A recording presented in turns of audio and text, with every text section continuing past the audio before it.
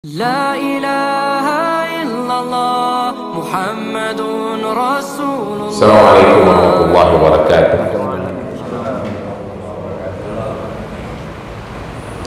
الحمد لله الذي أرسل رسوله بالهدى ودين الحق ليظهره على دين كله وكفى بالله عليما.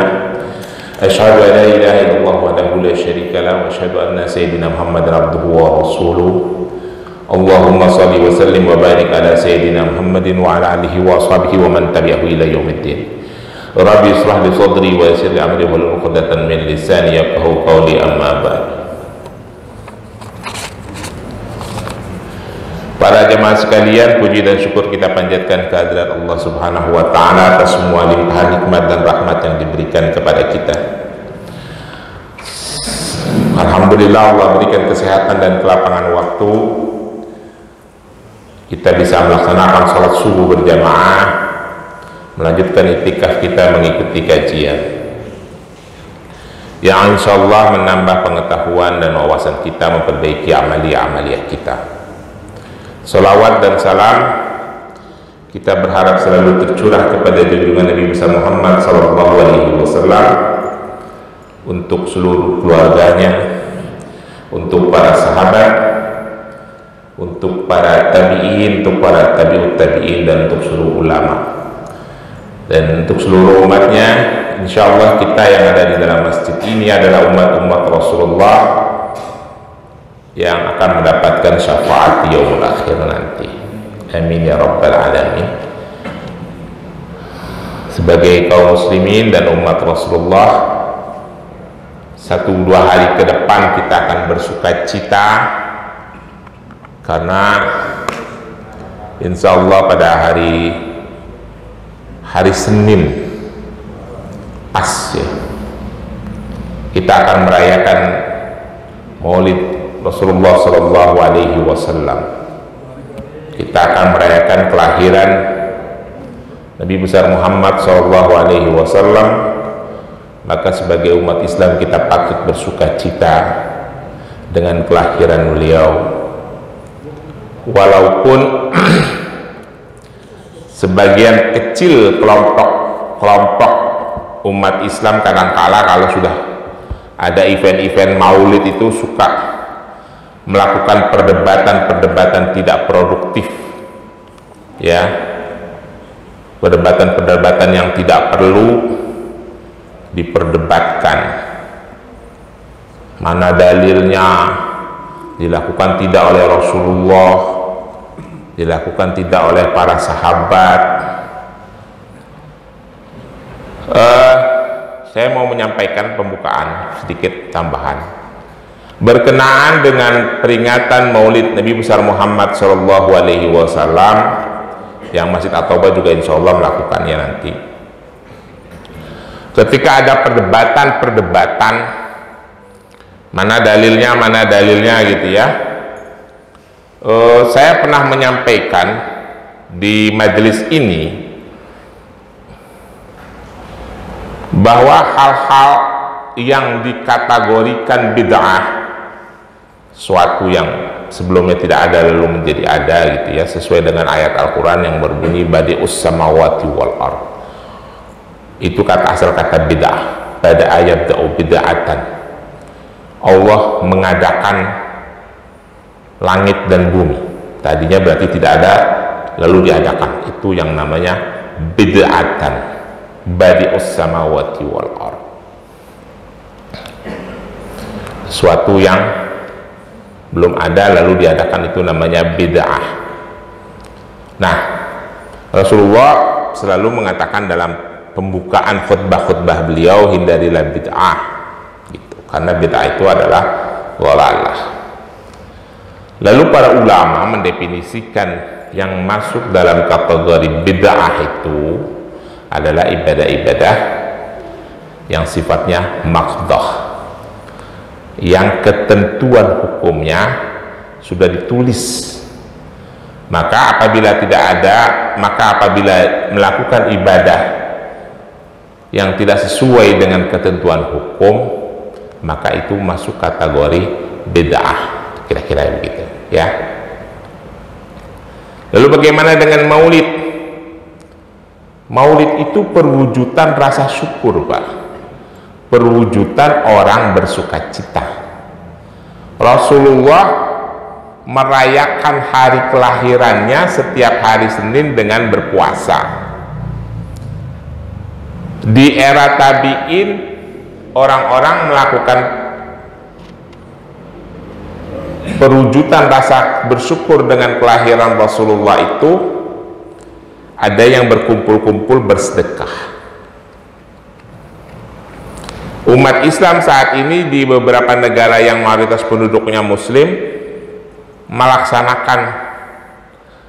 mewujudkan rasa syukurnya dengan kelahiran Rasulullah. Ada yang berkumpul-kumpul bersedekah, memberi makan, ada yang berkumpul-kumpul membaca doa, ada yang berkumpul-kumpul mendengarkan tausiah.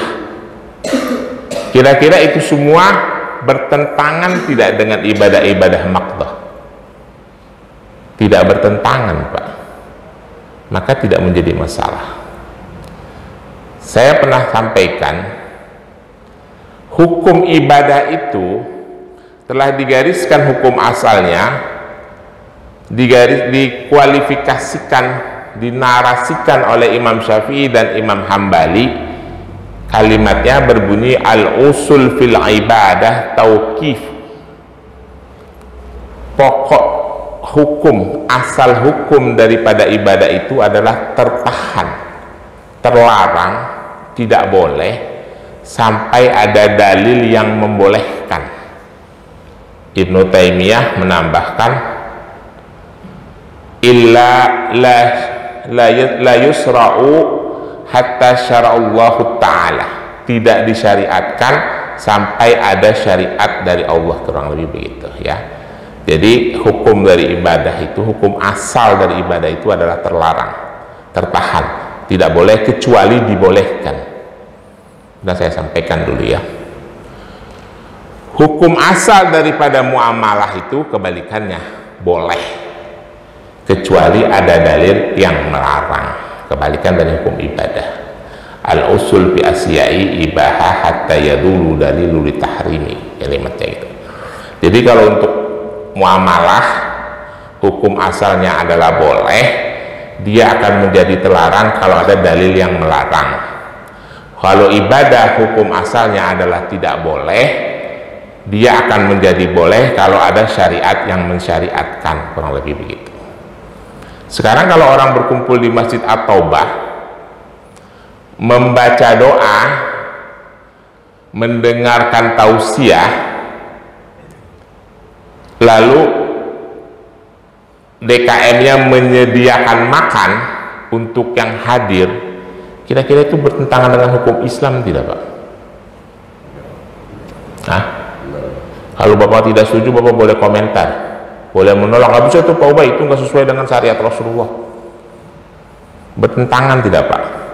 Kalau kajian saya ini kajian yang terbuka, bebas, tidak sependapat juga tidak apa-apa, tidak ada masalah, Pak. Pedoman saya kalau urusan maulid satu, Bapak boleh setuju, boleh tidak. Asar yang disampaikan oleh Abdullah ibnu Abbas, yang dinukil oleh Ibnu Hajar Asqalani dalam kitabnya Fathul Bari. Abdullah ibnu Abbas itu adalah sepupu dan sekaligus sahabat Rasulullah. Beliau menyampaikan asar. Asar itu pernyataan sahabat, ya, yang kualitas hukumnya di bawah hadis Rasulullah. Beliau menyampaikan kalimatnya kurang lebih begini, Anal ibnu Abbas qala, kata Ibnu Hajar Asqalani. Lalu Ibnu Abbas mengatakan, lama mata Abu Lahabin ra'aituhu fil manami ba'da hauli bisarri halin faqala lakitu ba'dakum rahatan illa an azaba yuqaffifu anni yaumul isnaini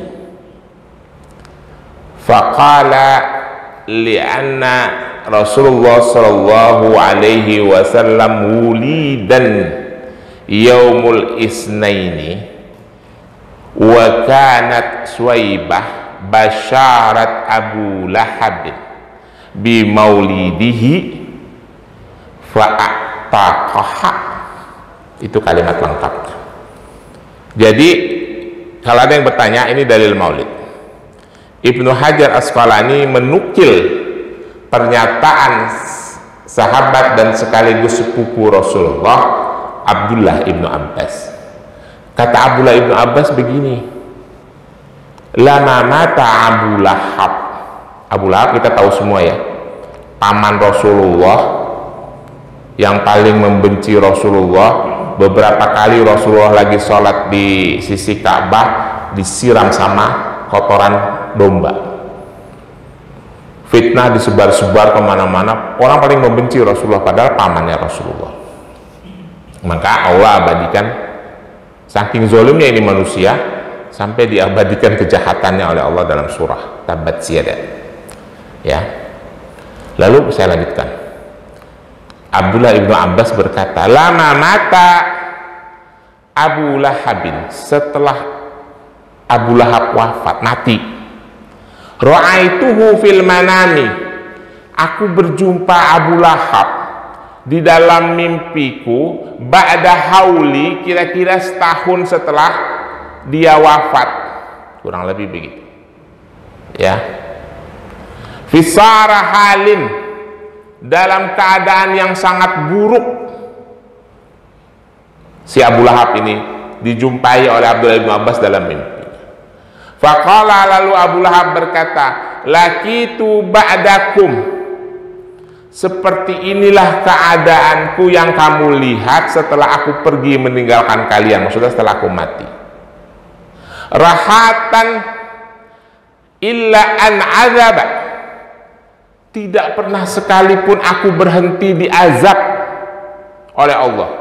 Si Abu Lahab ini tidak pernah sekalipun istirahat, rahatan, aku diazab selama di dalam kubur, kata Abu Lahab ngomong kepada Abdullah ibnu Abbas.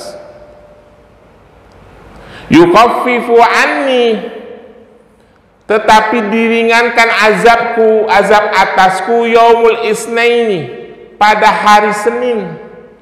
Jadi setiap hari dia diazab, kecuali hari Senin rada diringanin dikit, kurang lebih begitu. Faqala, malu Ibnu Abbas melanjutkan kata-katanya, ana Rasulullah sallallahu alaihi wasallam wulidan yaumul isnain. Itu karena Rasulullah sallallahu alaihi wasallam dilahirkan pada hari Senin, wa kanat Suwaibah basyarat, dan budaknya Abu Lahab yang namanya Suwaibah basyarat, menyampaikan kabar gembira ini kepada Abu Lahab bi maulidihi, tentang kelahiran Rasulullah. Lalu Abu Lahab gembira. Saking gembiranya Abu Lahab, dia jalan ke kota Mekah keliling-keliling menyampaikan kepada masyarakat, aku punya ponakan baru nih, ponakanku yang telah lahir, laki-laki. Orang Quraisy kan memang dari dulu bangga banget sama anak laki ya Pak. Begitu dikasih tahu sama Suwaibah budaknya bahwa anaknya Abdullah telah lahir namanya Muhammad dan laki-laki, Abu Lahab senang sekali, gembira. Dia keliling-keliling kota Makkah menyampaikan kepada orang-orang Quraisy, aku telah punya ponakan baru namanya Muhammad, anak dari Abdullah. Dan saking senangnya Abu Lahab, subudaknya yang namanya Suwaibah dibebaskan, fa'ataqaha, dimerdekakan si Suwaibah itu jadi catatan kebaikan, walaupun Abu Lahab zolimnya minta ampun.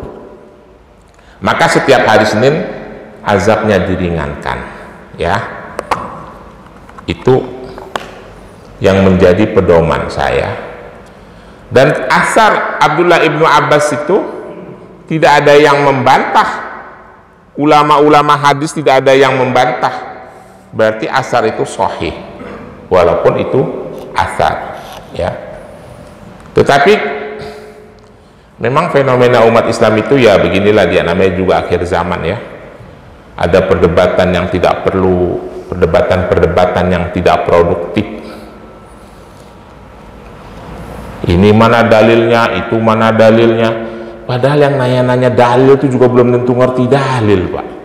Nanti saya bacain hadis, Bapak ngerti apa kagak? Saya pengen tahu. Saya terjemahin pakai bahasa Indonesia, letterlah saya terjemahin kata per kata. Saya pengen tahu Bapak ngerti apa enggak. Misalnya ada orang awam nih dikumpulin bareng-bareng dibacain Al-Quran yang bukan masalah hukum misalnya, belum tentu orang ngerti. Jangankan Al-Quran, hadis Rasulullah aja sebagian itu bahasanya bahasa kinayah, belum tentu orang paham. Mana dalilnya? Saya dulu pernah tuh pertama awal-awal tinggal di Pamulang, ada orang yang mengatakan gitu, mana dalilnya Pak Ubay? Dalam hati saya, dulu kan baru belajar agama di Pamulang, kalau gue bacain dalil juga belum tentu paham. Ya, jadi umat Islam itu sering berdebat untuk urusan yang tidak produktif, suka tidak sadar kalau dirinya dipecah belah. Padahal umat Islam itu punya masalah utama, Pak. Masalah utama umat Islam di skala nasional Indonesia maupun skala internasional itu dua, Pak, yang harus dipecahkan: kebodohan dan kemiskinan, Pak. Dua, kebodohan dan kemiskinan itu masalah utama, Pak. Bapak tahu nggak? Kemiskinan di Indonesia itu, orang yang berpenghasilan di bawah $2 per hari menurut WHO, standar WHO, itu jumlahnya ada 72 juta, Pak. Kalau kita ambil rata-rata 80%-nya umat Islam, umat Islam di Indonesia kan ada 80%, itu berarti ada 56 juta orang Islam yang miskin di negara ini, yang bisa dipastikan tidak bisa mensekolahkan anaknya sampai ke level sarjana. Kalau dia tidak sarjana, bagaimana dia bisa bekerja? Saya punya cerita, Pak, pengalaman pribadi. Saya ini salah satu pimpinan Serikat Pekerja SPSI. Saya pernah berkunjung ke salah satu pabrik di Bandung, Jalan Setiabudi. Pabrik itu pabrik zaman Belanda yang pemiliknya berganti-ganti. Saya nggak usah sebut namanya. Itu ada yang bekerja jadi karyawan pabrik itu dari zaman kakeknya sampai cucunya. Saya kasih tahu, ini nyata, Pak. Sekarang misalnya si Fulan bekerja di pabrik itu dengan gaji UMR. Taruhlah UMR Jawa Barat waktu itu zaman mungkin dari zaman Belanda sudah kecil. Dengan buruh posisi gaji sebagai buruh pabrik, dia bisa tidak mensekolahkan anaknya sampai level sarjana? Tidak akan bisa, Pak. Begitu lulus SMA aja ngos-ngosan sekolahin anak. Dia tidak bisa bekerja karena pendidikannya tidak memenuhi kualifikasi standar. Ujung-ujungannya jadi apa? Jadi karyawan pabrik nggantiin bapaknya. Lalu dia lanjut. Begitu dia lanjut, dia pun gajinya gaji karyawan pabrik. Bisa tidak dia mensekolahkan anaknya lagi sampai level sarjana? Tidak bisa, Pak. Begitu anaknya lulus, cuma pendidikannya SMP sama SMA, mau kerja di mana? Jadi karyawan pabrik lagi di situ. Itu nyata, Pak. Kalau Bapak tidak percaya, saya bawa di Lembang pabriknya. Saya kunjungan ke situ melihat anggota-anggota saya, dan bukan cuma di situ, banyak pabrik-pabrik Jerman di Kerawang, Bekasi, yang orang itu tidak bisa merubah nasibnya, dan itu orang Islam.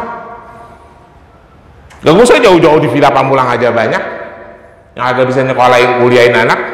Betul nggak, Pak? Itu masalah utama umat Islam. Umat Islam itu masalah utamanya dua, Pak: kebodohan dan kemiskinan. Dan itu yang harus kita pecahkan, bukan saling berdebat kesana kemari urusan yang kagak penting. Masalah maulid diperdebatkan.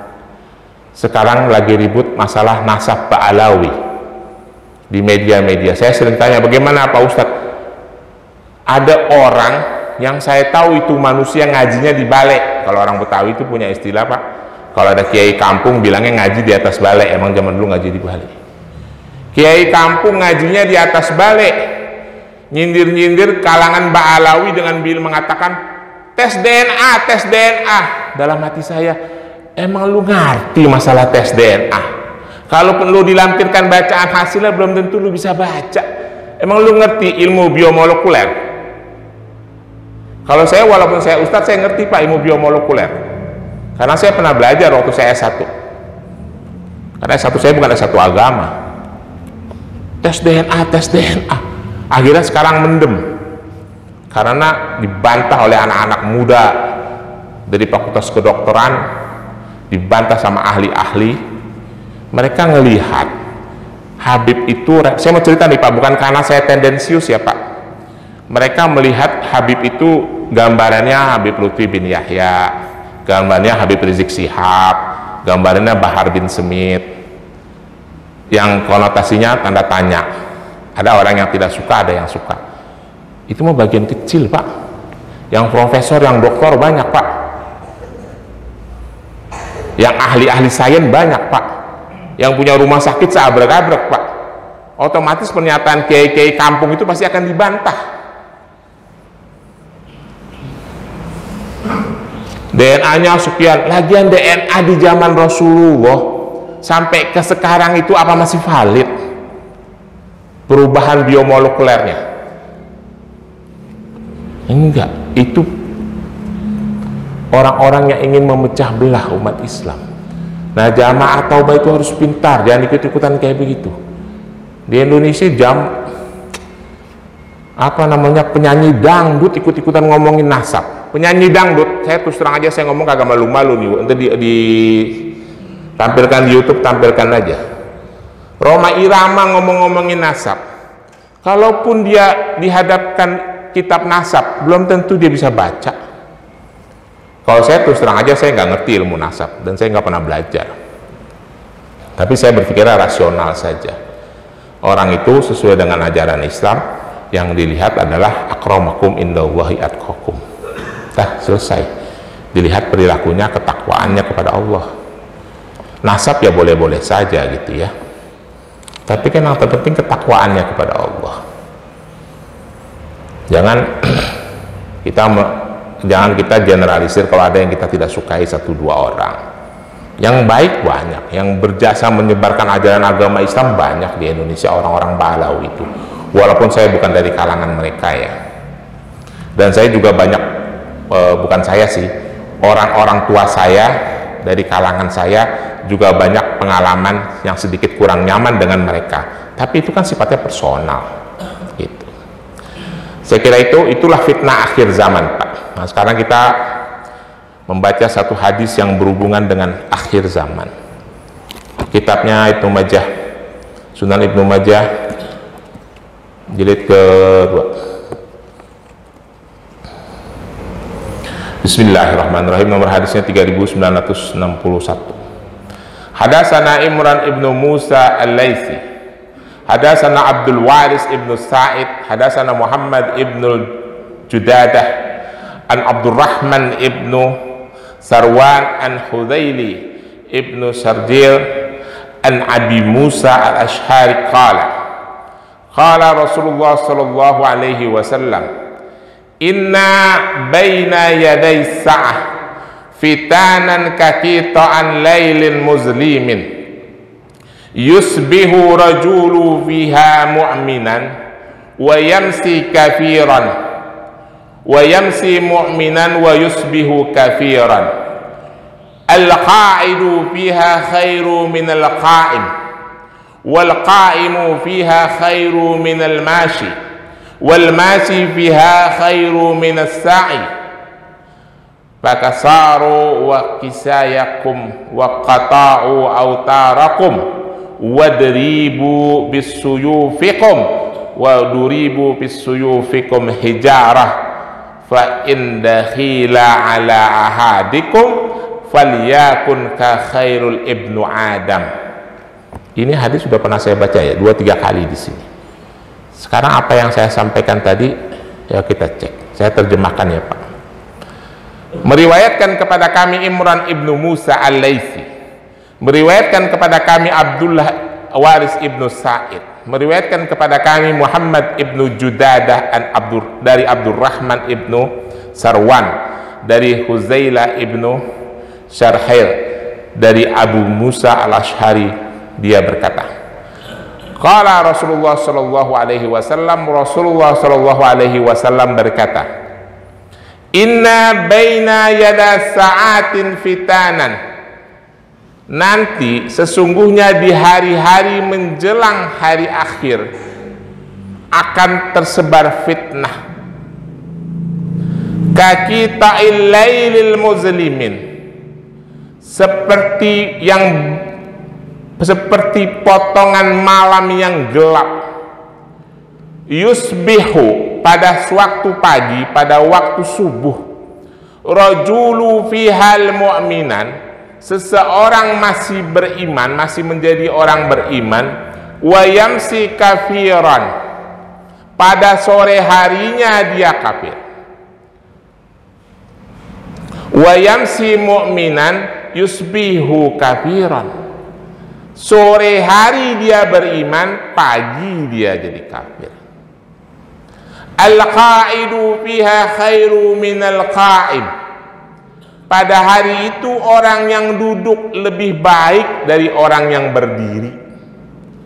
Wal qa'imu fiha khairu minal mashi, orang yang berdiri lebih baik daripada orang yang jalan. Wal mashi fiha khairu minas sa'i, orang yang jalan lebih baik daripada orang yang berlari.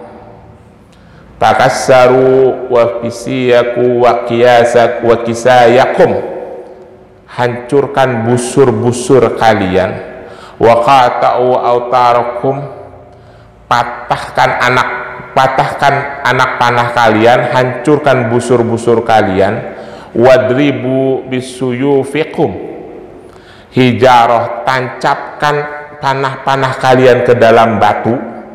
Fa in dakhila ala ahadikum, apabila kalian diserang, ini saya terjemahkan letterlock aja ya, falyakun ka khairi ibnu Adam, maka jadilah kalian seperti anak Adam.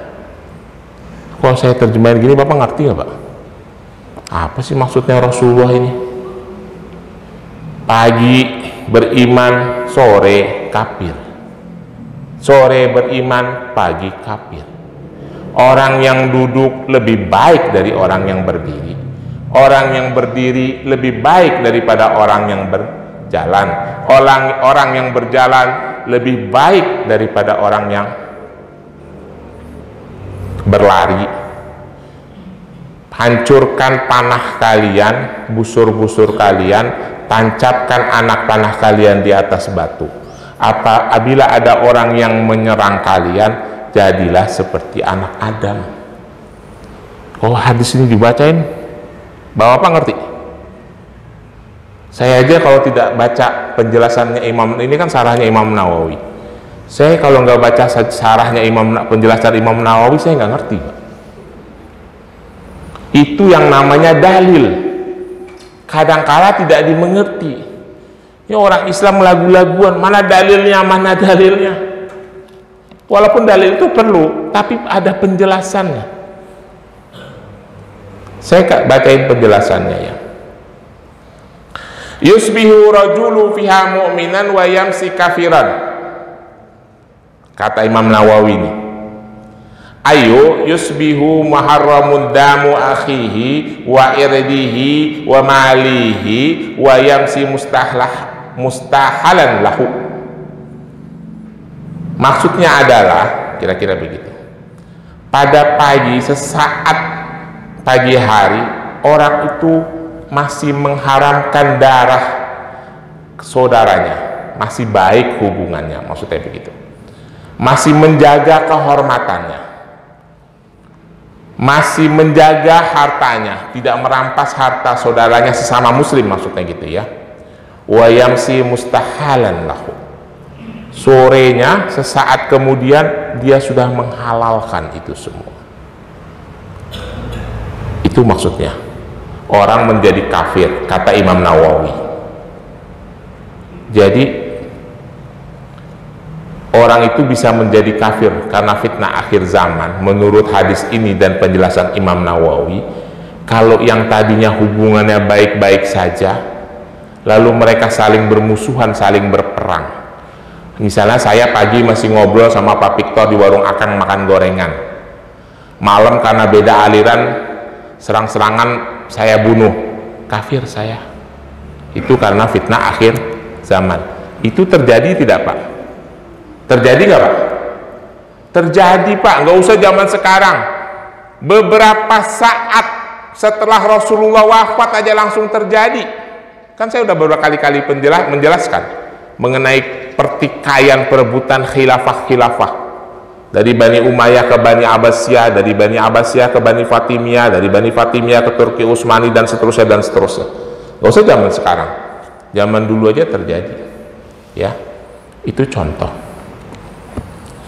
Jadi orang itu butuh cerdas, butuh luas pemahamannya supaya tidak saling bermusuhan.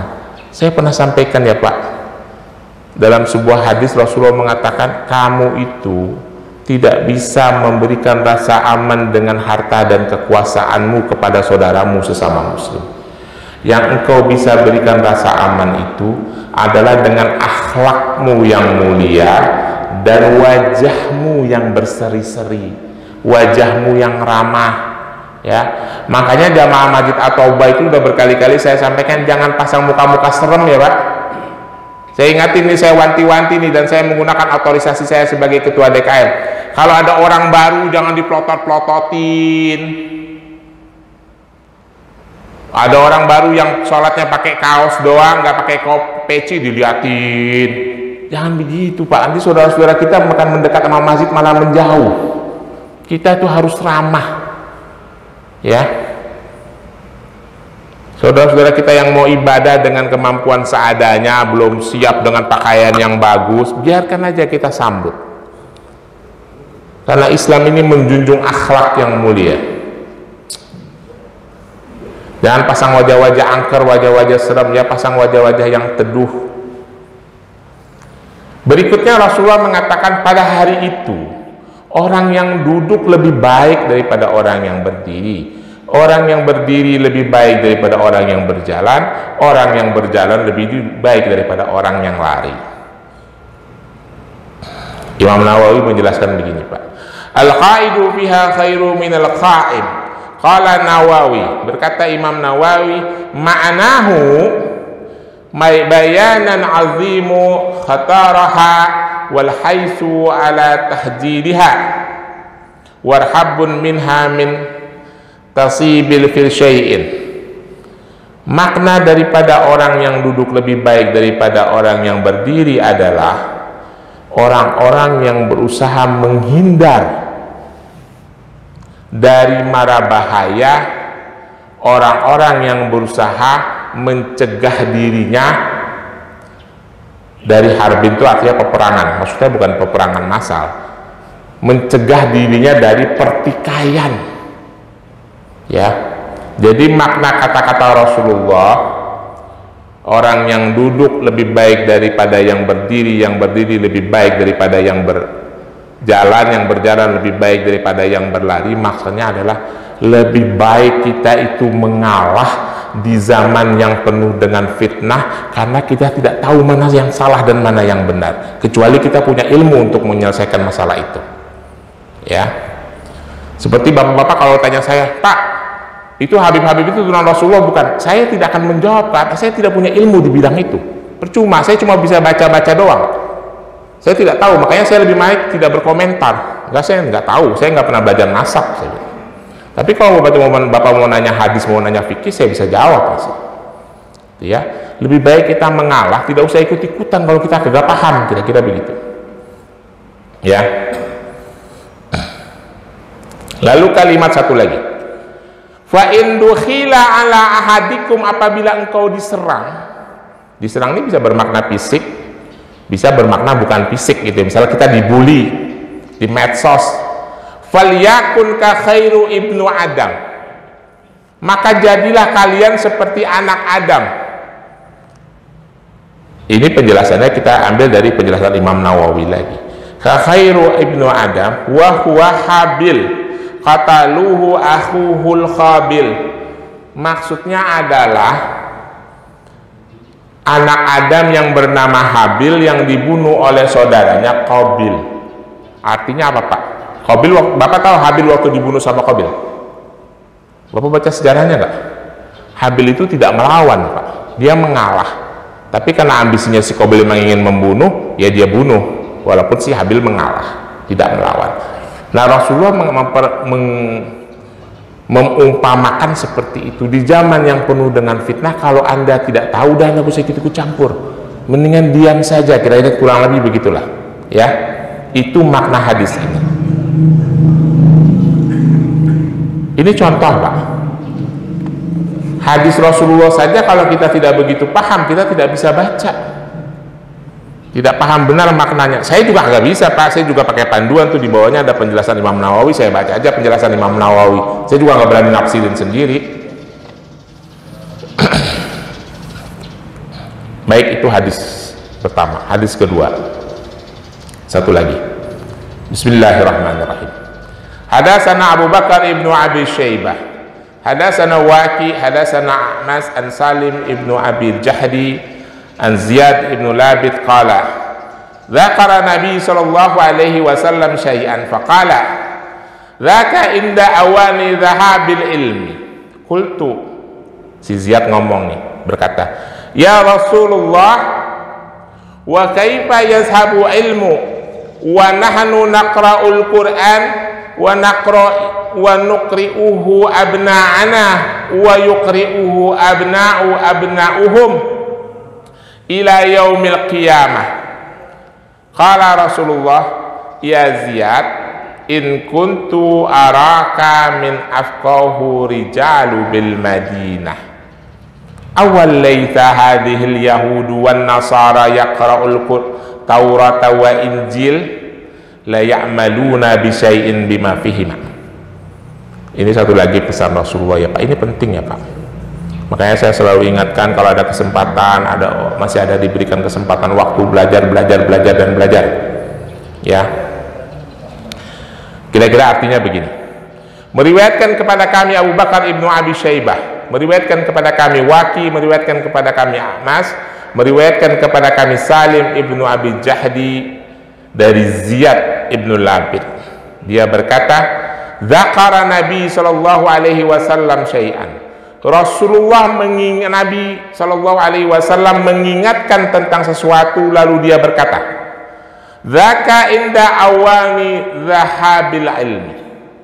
Ada masanya ilmu pengetahuan itu akan pergi, zahab.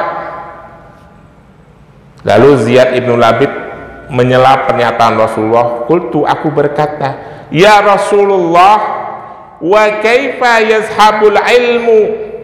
Ya Rasulullah, bagaimana ceritanya ilmu bisa hilang, bisa pergi itu kira-kira? Nahnu naqra'ul Qur'an, kami selalu membaca Al-Qur'an, wa nuqri'uhu abna'ana, dan Al-Quran itu juga dibaca oleh anak-anak kami, wa yuqri'uhu abna'uhum, dan akan dibaca pula oleh cucu-cucunya kami, ila yaumil qiyamah, sampai hari kiamat. Kata si Ziyad nih, kok ilmu bisa pergi ya Rasulullah? Kan Al-Quran selalu dibaca oleh umat Islam, kurang lebih kayak begitu. Lalu Rasulullah bilang, ya Ziyad, wahai Ziyad, in kuntu araka min afqahu rajulu bil Madinah. Ziyad, baru aja saya mau menganggap kamu itu salah satu orang yang pintar di kota ini, tapi pernyataanmu begitu jadi kelihatan kagak pintar, kurang lebih begitu kata Rasulullah. Awal laisa hadhil yahudu wan nasara yaqra'u Taurata wa Injil. Ziyad, lihat itu. Bukankah Yahudi dan Nasrani juga membaca Taurat dan Injil? La ya'maluna bi syai'in mimma fihima. Buktinya mereka tidak mengamalkan ajaran Taurat dan ajaran Injil. Begitulah ilmu akan hilang. Seperti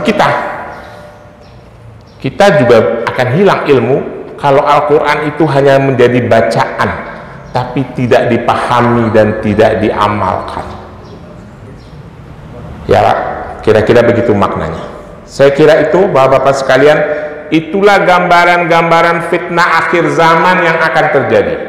Maka dari itu persiapkan diri kita. Yang terpenting, Pak, Umat Islam itu kita semua ilmunya selalu ditambah, biar kita tuh clear dengan segala fitnah yang terjadi. Dan kalau kita nggak paham, gak usah ikut-ikutan. Itu aja yang penting. Saya ulangi sekali lagi, permasalahan umat ini cuma dua yang utama yang harus diselesaikan: kebodohan sama kemiskinan. Palestina kenapa tidak bisa merdeka? Karena miskin. Kalau dia punya rudal, selesai itu Israel. Umat Islam di Uighur juga menderita, umat Islam di Rakhine juga menderita, di Indonesia banyak yang menderita. Itu yang harus kita selesaikan, bukan berdebat urusan yang tidak produktif. Itu yang berdebat itu mereka tidak sadar kalau itu terpancing dengan konspirasi. Kelompok ini menjelekkan kelompok itu menjelekkan kelompok ini. Dia tidak sadar umat Islam itu hanya dijadikan objek politik, objek kekuasaan, objek ekonomi. Bapak tahu tidak, hari ini saudara-saudara kita umat Islam di pesisir pantai utara Tangerang sedang digusur dengan label proyek nasional. Itu orang-orang pribumi. Saya tahu kenapa, karena tempat saya mancing, Tanjung Pasir, Teluk Naga dan sekitarnya. Proyek nasional, labelnya proyek nasional yang akan dibuat Pantai Indah Kapuk 2. Itu umat Islam semua, Pak. Nggak ada yang mikirin nasib mereka itu, tambang-tambang bandeng. Ya, itu contoh, itu di depan biji mata kita aja ada, apalagi di luar negeri. Nggak ada yang memperjuangkan. Saya datang situ mau mancing, nyawa kapal udah nggak ada, penduduknya juga nggak ada. Ada tukang kapal saya namanya Bang Dirman. Di mana rumahnya Bang Dirman? Di mana? Digusur-gusurin, bayarannya murah, labelnya proyek nasional. Itu orang Islam, Pak, nasibnya orang Islam. Belum lagi di tempat-tempat lain. Saya kira itu. Sorry jadi melantur kemana-mana. Kalau ada pertanyaan saya persilakan. Ada pertanyaan? Kalau nggak ada kita tutup. Terima kasih. Assalamualaikum warahmatullahi wabarakatuh.